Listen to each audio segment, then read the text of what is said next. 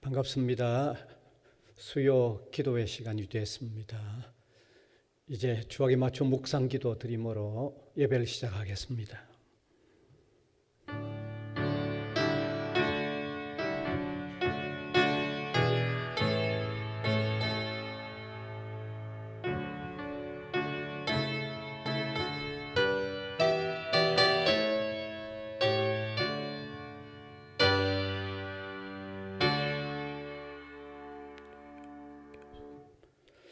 찬송가 263장입니다.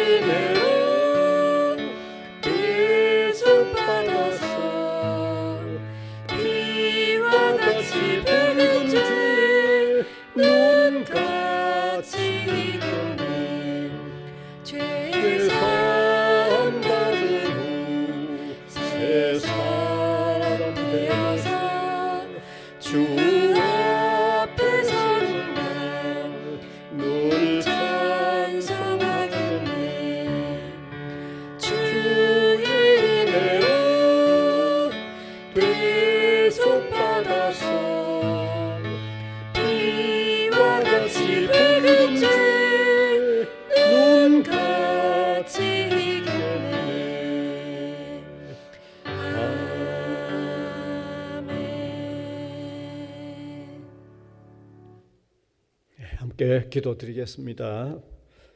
무한하신 사랑으로 우리를 사랑하셔서 예수 그리스도 희생시켜 가시며 구원해 주신 것을 감사를 드립니다.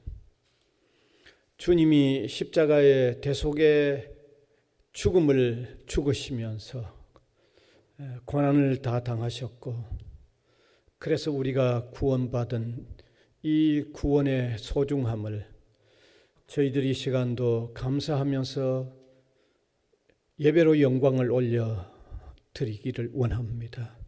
성령이여 우리 심령을 사로잡아 주사 예배 드리기에 합당한 마음들이 되도록 인도하여 주시기를 원하옵고 바랍니다. 주님 앞에 비춰지는 우리의 모습들, 허물과 죄악됨이 많음을 숨길 수가 없습니다. 가난한만 빈 마음이 되어 진정으로 회개하는 저희들이 되게 하여 주시기를 원하옵고 바랍니다. 아울러 주의 은혜가 아니면 살아갈 수 없다고 하는 절박한 마음으로 주님께 메어 달려 기도하며 주님 따라가는 삶을 살 수 있도록 인도하여 주시기를 원하옵고 바랍니다. 지난 주일 예배를 드린 후 흩어져서 지내던 저희들, 이렇게 기도회로 다시 모였지만 함께 모이지 못하고 영상으로 예배를 드립니다. 비록 영상으로 드리는 각각의 예배이지만 하나님께서 받으시고 주님의 백성들에게 내려주실 하늘의 은총을 허락하여 주시기를 원하옵고 간절히 바랍니다. 특별히 코로나의 어려움이 계속되어져 가는 이 세계적 상황을 하나님이 기억하여 주시고 사람들이 연약하고 무력함을 깨달으면서 우리 하나님에게로 돌아오는 이런 결과가 있도록 우리를 도와주시기를 원하옵고 바랍니다.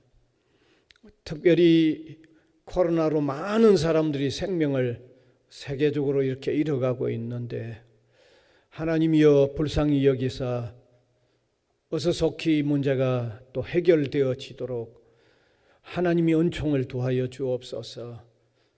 또 백신을 개발하는 의료진들까지도 하나님이 붙잡으시고 우리 인생들에게 내려주는 긍휼로 인하여 좀 더 빠른 해결이 되도록 인도하여 주시기를 원하옵고 간절히 바랍니다.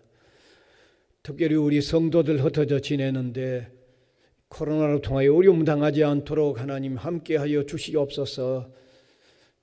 우리 성도들 가운데 연약한 육신 또 질병으로 또 힘들어하는 우리 성도들 가정의 가족들 위에 은혜를 두어서 기도를 들으시고 건강함들을 회복시켜 주시기를 간절히 바라옵고 원합니다. 이곳에 귀한 교회를 세우셔서 복음이 전파되게 하시는 여호와여, 바른 복음이 전파되어지는 교회가 되도록 인도하여 주시기를 원하옵고 바랍니다. 우리 성도들이 모두 구원의 은혜에 확신하여 주님을 섬기는 교회가 되도록 인도하여 주옵소서. 또한 복음을 전하는 우리 성도들이 되게 하여 주시고 주님을 위하여 귀하게 헌신하며 충성하는 삶을 사는 우리 교회가 되도록, 그래서 더욱 성장하고 발전하고 세계 속에서 귀한 역할을 감당하는 교회가 되도록 은혜를 베풀어 주옵소서. 특별히 우리 교회가 속해 있는 우리 성지학원의 성지고등학교와 우리 부산 외국어대학교를 또한 기억하사 이 교육계가 어려워져 가는 이때에 잘 교육을 감당할 수 있는 교육기관이 되도록 하나님이 함께하여 주시기를 원하옵고 간절히 바랍니다. 오늘 이 시간도 하나님의 말씀을 함께 나눕니다. 말씀으로 통하여 깨닫는 바가 있게 하여 주시고 신앙의 걸음을 더 힘차게 바르게 걸어나가는데 필요한 말씀으로 역사하여 주시옵소서. 예수님 이름으로 기도하옵나이다. 아멘.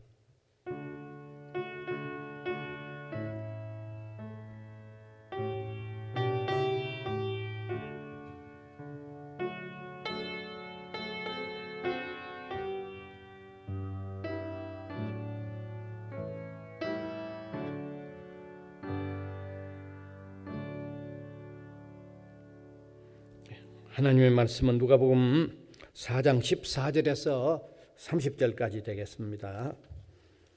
누가복음 4장 14절에서 30절. 제가 읽겠습니다. 저기에 아마 화면에서는 16절부터 띄워져 있는 것 같습니다. 16절부터 예수께서 그 자라나신 곳 나사렛에 이르사 안식일에 늘 하시던 대로 회당에 들어가사 성경을 읽으려고 서심해 선지자 이사야의 글을 드리거늘 책을 펴서 이렇게 기록된 데를 찾으시니 곧 주의 성령이 내게 임하셨으니 이는 가난한 자에게 복음을 전하게 하시려고 내게 기름을 부으시고 나를 보내사 포로된 자에게 자유를, 눈먼 자에게 다시 보게 함을 전파하며 눌린 자를 자유롭게 하고 주의 은혜의 해를 전파하게 하려 하심이라 하였더라. 책을 덮어 그 맡은 자에게 주시고 앉으시니 회당에 있는 자들이 다 주목하여 보더라. 이에 예수께서 그들에게 말씀하시되 이 글이 오늘 너희 귀에 응하였느니라 하시니 그들이 다 그를 증언하고 그 입으로 나오는 바 은혜로운 말을 놀랍게 여겨 이르되 이 사람이 요셉의 아들이 아니냐. 예수께서 그들에게 이르시되 너희가 반드시 의사야 너 자신을 고치라 하는 속담을 인용하여 내게 말하기를 우리가 들은 바 가버나움에서 행한 일을 내 고향 여기서도 행하리라 하리라. 또 이르시되 내가 진실로 너희에게 이르노니 선지자가 고향에서는 환영을 받는 자가 없느니라.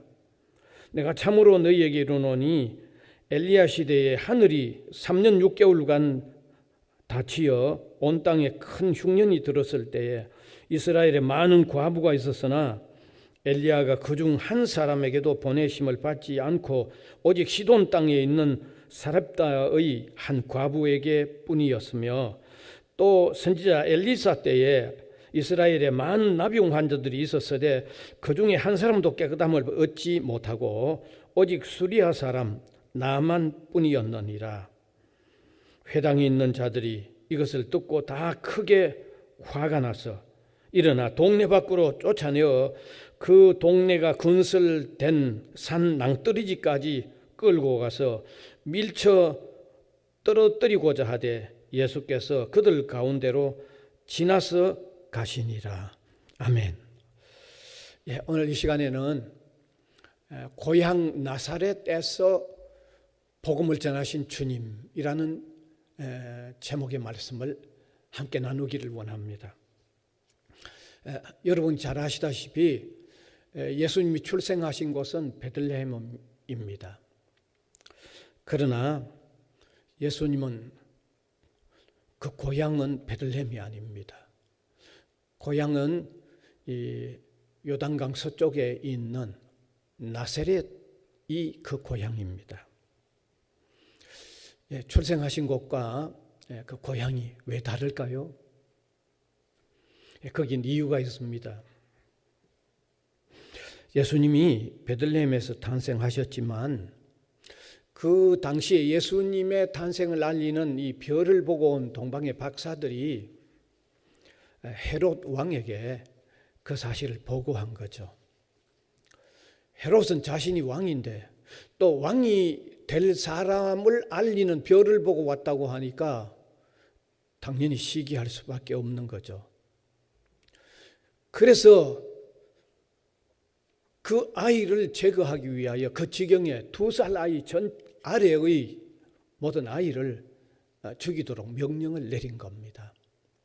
그런데 하나님의 천사가 마리아와 요셉에게 미리 알려서 피난을 하도록 만든 겁니다. 그래서 피난 간 것이 이집트였습니다. 이집트에서 좀 지나다가 그 헤롯 왕이 죽자 다시 하나님의 천사가 돌아가도록 이스라엘로 돌아가도록 알려준 거죠.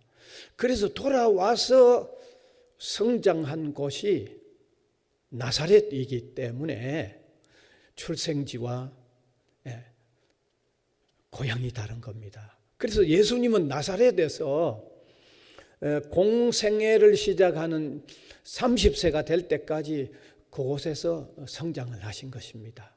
그래서 예수님의 고향을 나사렛이라고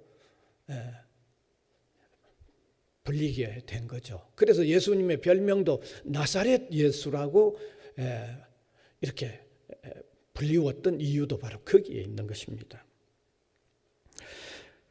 이제 예수님은 공생애 30세가 지나면서 공생애를 시작하셨는데 공생애를 시작하셔서 오래되지 않아서 한 번은 자라나셨던 고향 나사렛에서 가서 복음을 전하셨습니다.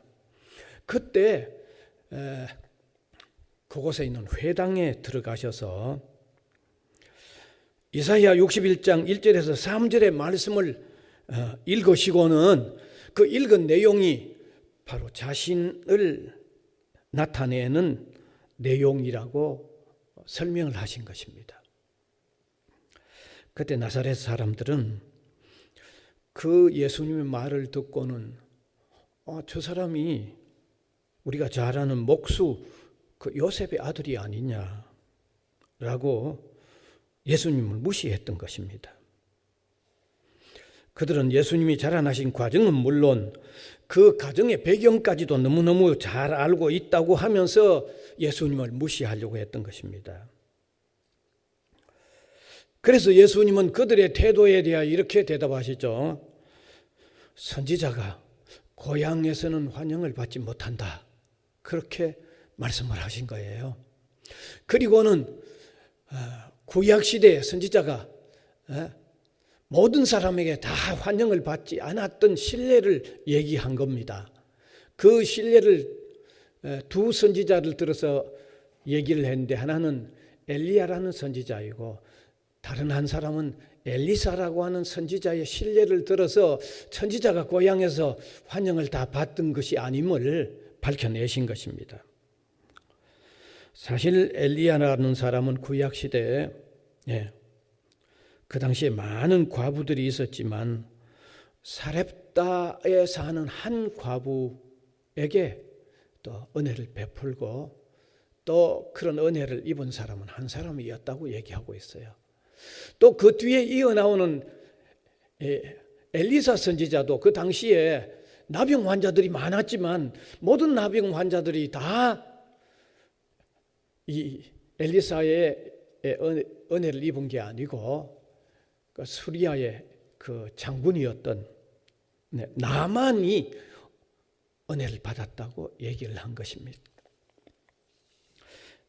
이 신뢰를 얘기한 이유는 예수님께서 모든 사람의 환영을 다 본인도 모든 사람의 환영을 다 받는 것이 아니라는 것과 또 모두가 다 예수님의 은혜를 다 받는 게 아니라는 것을 아주 구약의 아주 실제적인 예를 들어서 설명을 하신 것입니다. 자, 이런 예수님의 말씀을 듣고 나니까 고향 사람들이 아주 분이 난 거죠. 화가 난 겁니다. 그래서 예수님을 죽이려고 마을 밖으로 데리고 나왔고 낭떠러지에 밀어서 죽이려고 했지만 예수님은 그곳을 피해서 다른 곳으로 옮겨갔다고 하는 내용이 오늘 길게 읽은 본문의 내용입니다. 그러면 이 내용이 우리에게 뭘 얘기해 주느냐? 오늘 몇 가지로 나누기를 바랍니다. 먼저 예수님이 그곳 나사렛에 가셔서 회당에서 옛날 구약 성경에 기록된 이사야 선지자의 글을 읽으셨다는 사실입니다. 여러분, 예수님이 그곳 회당에 들어가셔서 읽은 책은 바로 구약 성경 이사야서 6장 1절에서 3절에 나오는 그 내용입니다. 한번 띄워주시면 좋겠네요. 제가 읽을게요. 주 여호와의 영이 내게 내리셔서니 이는 여호와께서 내게 기름을 부으사 가난한 자들에게 아름다운 소식을 전하게 하려 하심이라. 나를 보내사 마음이 상한 자를 고치며 포로된 자에게 자유를, 갇힌 자에게 노임을 선포하며 여호와의 은혜의 해와 우리 하나님의 보복의 날을 선포하며 모든 슬픈 자를 위로하되 무릇 시온에서 슬퍼하는 자에게 화관을 주어 그 죄를 대신하며 기쁨의 기름으로 그 슬픔을 대신하며 찬송의 옷으로 그 근심을 대신하시고 그들이 의의 나무 곧 여호와께서 심으신 그 영광을 나타낼 자라 일컬음을 받게 하려 하심이라. 이것은 예수님보다 훨씬 이전에 이사야 선지자가 예언했던 내용입니다.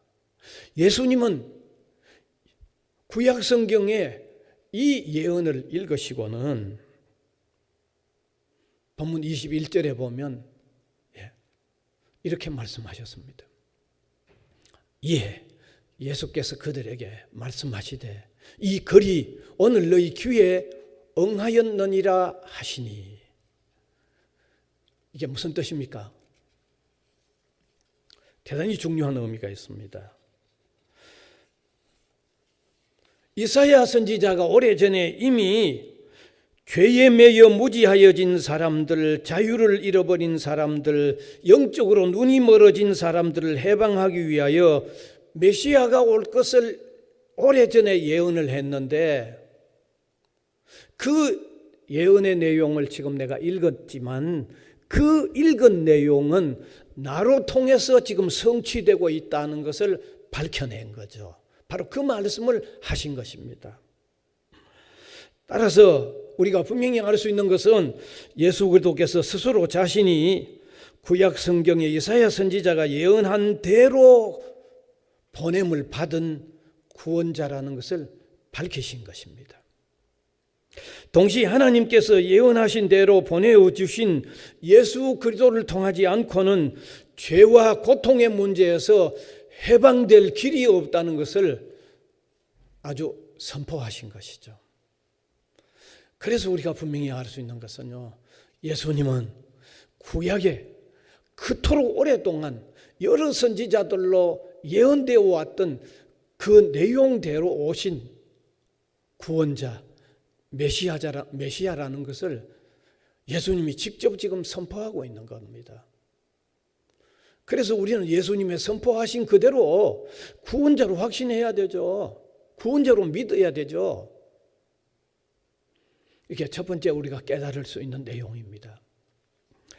그 다음에 두 번째, 그 고향에서 환영을 받지 못한다는 사실입니다. 주님은 분명히 자신이 이사야의 예언대로 탄생하신 메시아 구주임을 설명을 했습니다.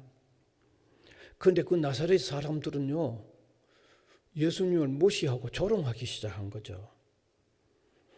그래서 그들이 한 말이, 이 사람이 그 요셉의 아들, 목수 그 요셉의 아들이 아니냐, 이렇게 얘기했던 겁니다. 그 무시하고 조롱하는 표현입니다. 다시 말하면 저런 말을 하지만 우리가 저 사람 예수에게 뭐 관심과 주목을 보일 만한 사람이 못 된다, 그 말이잖아요. 예. 주목할 사람이 못 된다, 뭐 관심 기울일 만한 사람이 못 된다, 그 말이잖아요. 그래서 예수님은 그들에게 선지자가 고향에서는 환영을 받지 못하느니라 말씀하신 거예요.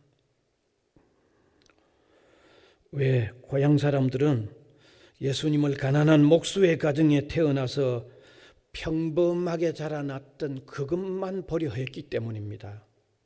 예수님의 가르침에 나타나는 그 위대함, 예수님의 능력에 나타나는 그 모든 것까지도 그가 태어나고 자라난 그 상황 안에서만 보려고 했던 것이기 때문입니다. 그런데 예수님은요, 그런 가난한 목수의 가정에 태어나서 자라난 독특한 특별한 이유가 있어서 그렇게 태어난 겁니다. 예, 그 이유가 뭘까요? 예수님은 우리의 구원자의 역할을 하시되 구원자로 오셨으되 우리 인간이 당하는 어려움, 고충 이런 것들을 몸소 다 체험해 보시기 위하여 의도적으로 비천해 보이는 가정에 태어난 것이에요. 의도가 있어서 그렇게 하신 것입니다. 섬김을 받기보다는 섬기기 위하여 오셨다고 예수님이 말씀하셨지 않아요. 예. 그러면 가난한 가정에서 태어나야 하지 않아요? 겸손한 어떤 모습을 우리 사람들에게 보여주기 위하여 오셨다고 하면 가난한 출생의 배경이 될 때 더 어울리기 때문에 의도적인 의미가 있어서 그렇게 태어나신 것이에요.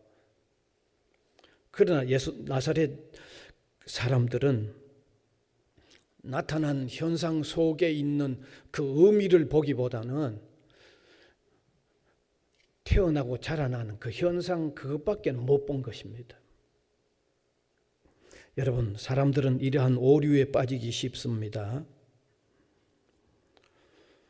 오늘 우리도 보이는 것에만 매여 있는 상황이 아닌지 점검해 보아야 할 필요가 있는 것입니다. 진리를 바르게 파악하는 믿음의 마음과 눈이 필요함을 깨달을 수 있기를 바랍니다. 믿음의 세계는 믿음의 마음과 눈으로 파악해야만 하는 세계입니다.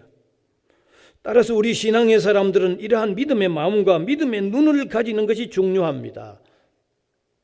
이러한 믿음의 마음과 눈을 가질 수 있도록 기도하면서 그런 믿음의 삶을 사는 저와 여러분이 될 수 있기를 바랍니다.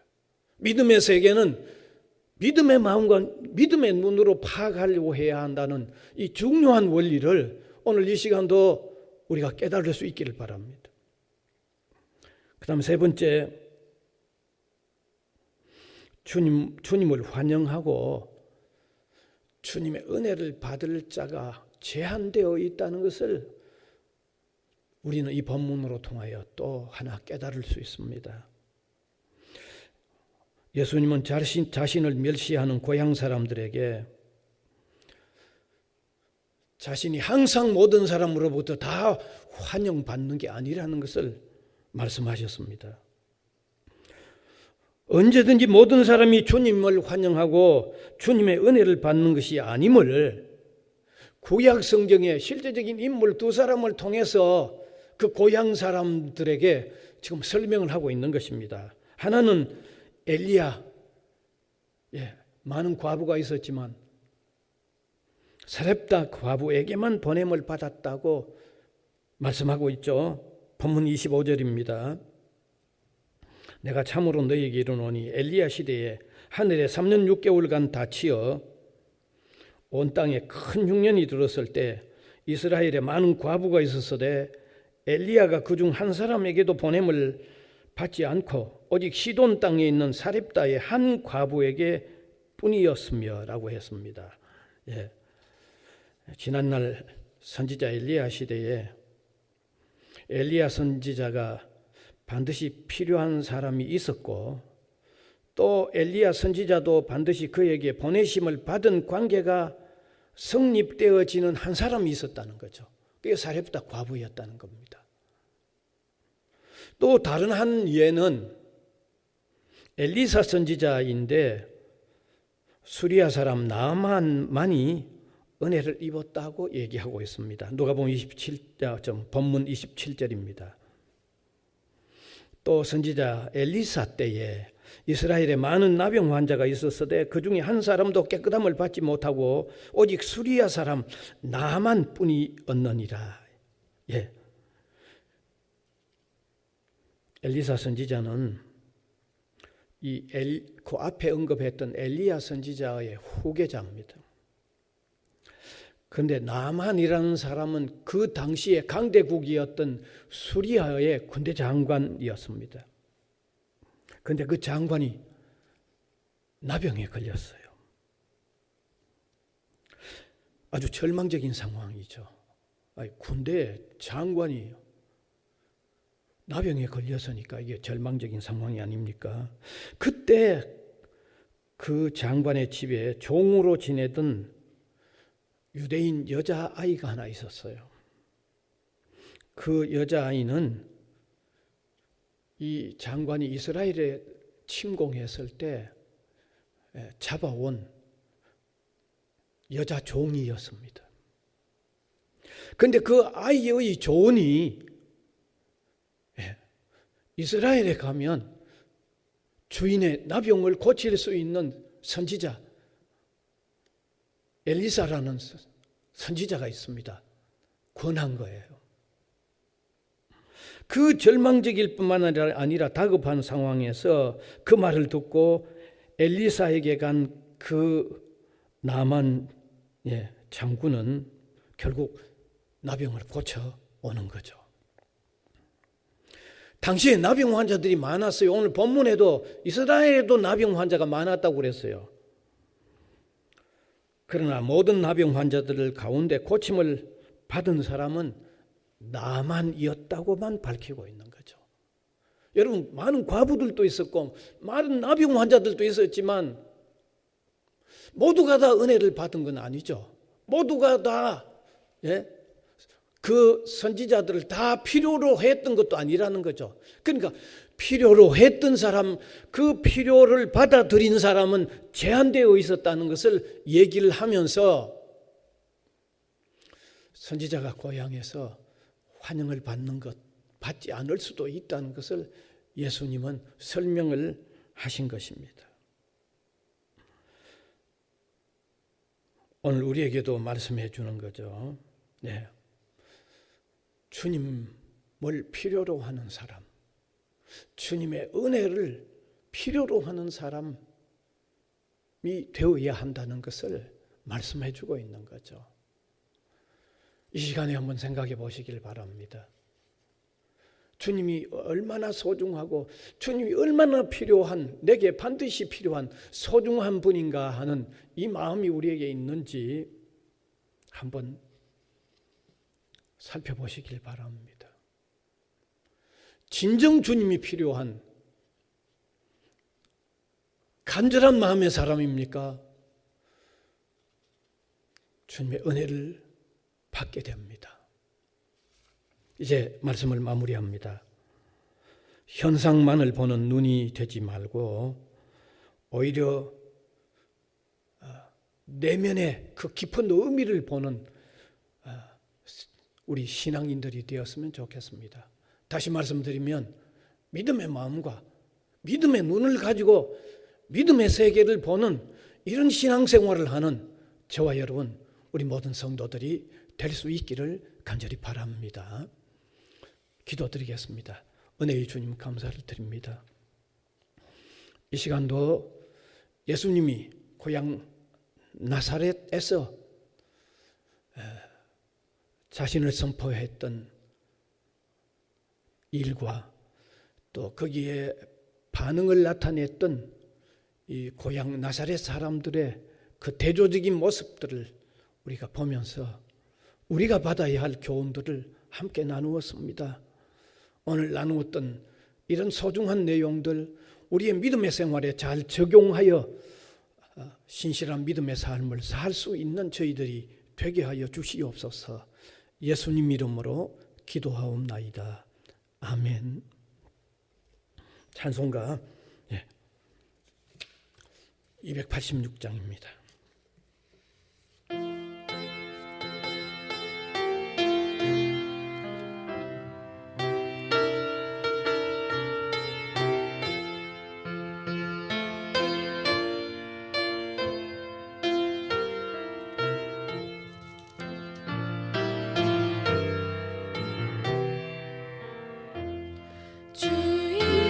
주님의 맘에 오사 널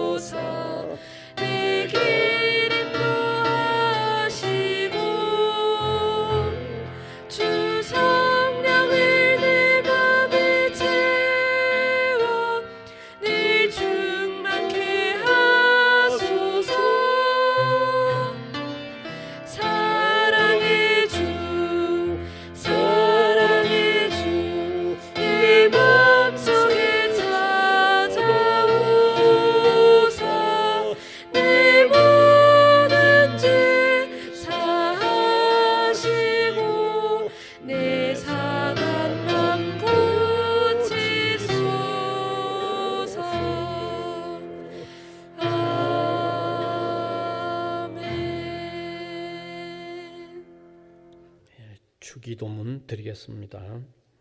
하늘에 계신 우리 아버지여, 이름이 거룩히 여김을 받으시오며 나라가 임하시오며 뜻이 하늘에서 이루어진 것 같이 땅에서도 이루어지이다. 오늘 우리에게 일용할 양식을 주시옵고 우리가 우리에게 죄 지은 자를 사하여 준 것 같이 우리 죄를 사하여 주시옵고 우리를 시험에 들게 하지 마시옵고 다만 악에서 구하시옵소서.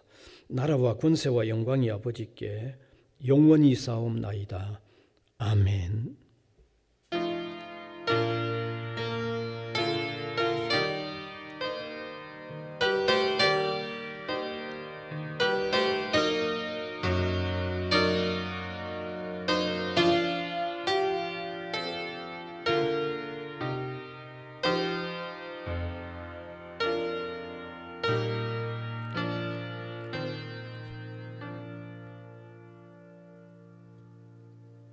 예배 마쳤습니다. 평안히 잘 계십시오.